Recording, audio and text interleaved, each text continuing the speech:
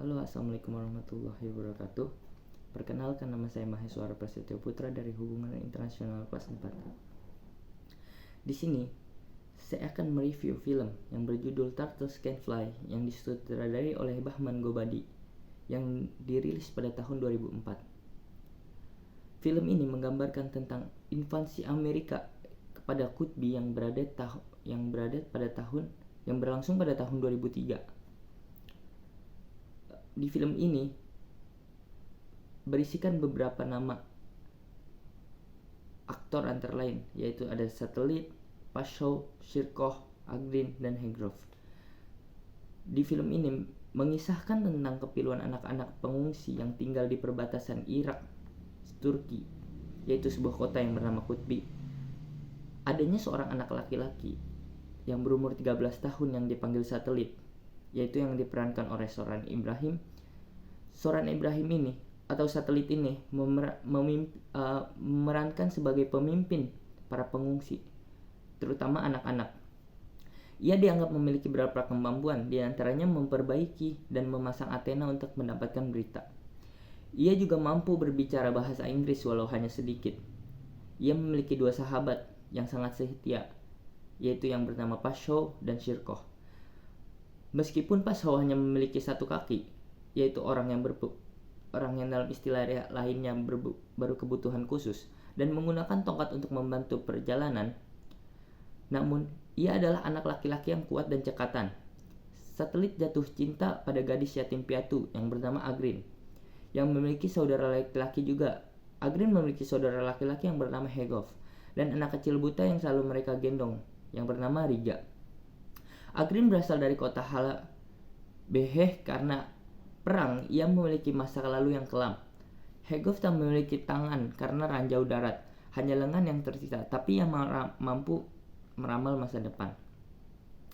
Agrin yang bersifat dingin ini tak pernah membalas cinta Satelit, walau ia hanya melakukan apa saja untuknya.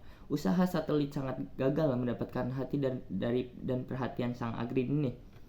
Meskipun begitu, Satelit tidak patah semangat dalam menjalankan tugasnya. Justru Satelit ini tetap melakukan tugasnya untuk menjadi pemimpin para anak-anak di pengungsian tersebut. Dalam film Turtles Can Fly ini,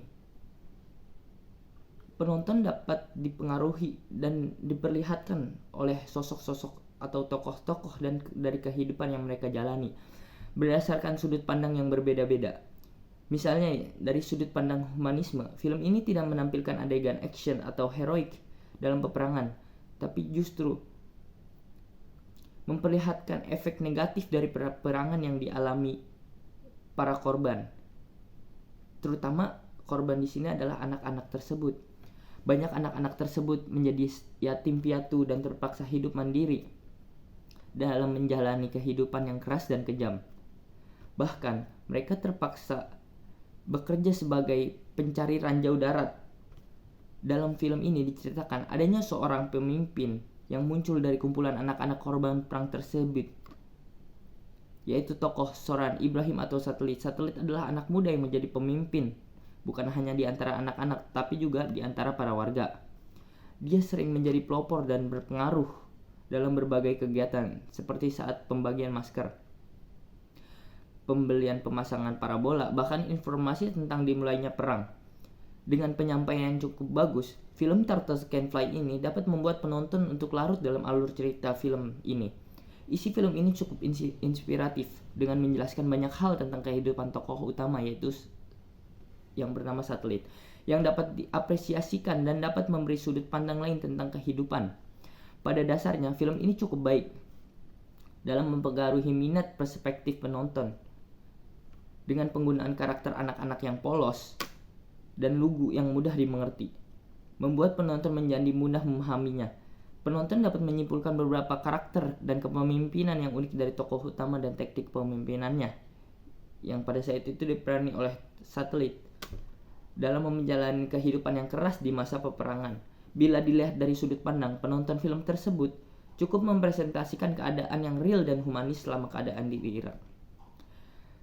Dan pesan dari saya, maka stoplah berperang, karena banyak anak-anak dan warga yang biasa-biasa saja atau yang polos-polos terkena dampaknya. Bukan hanya para tentara-tentara atau kalangan-kalangan atas, justru lebih banyak memakan korban dari rakyat-rakyat sipil tersebut. Oke, selebihnya mohon maaf bila ada salah-salah kata. Assalamualaikum warahmatullahi wabarakatuh.